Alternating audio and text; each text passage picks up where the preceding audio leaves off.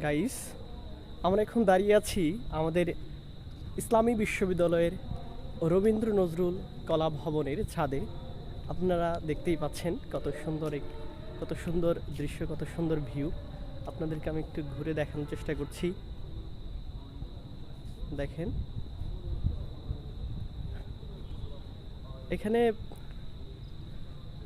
এখানে আমি আজকে প্রথম আসলাম এবং এখানে আসার পর যেটা মনে হলো অত্যন্ত সুন্দর একটি প্লেস। এবং আমি এখন হচ্ছে বিকেল, গোধূলি, খুব সুন্দর বাতাস বইছে। তো আমি হঠাৎ করে একটা কাজে ক্যাম্পাসে এসেছিলাম, তো আজকে ভাবলাম একটু ছাদে উঠি, দেখি। যেহেতু এই বিল্ডিংয়ে আমাদের ক্লাসরুম, এখানে আমরা ক্লাস করি, সো ভাবলাম একদিন ছাদে উঠে দেখি। এরপরেই আসলে দেখলাম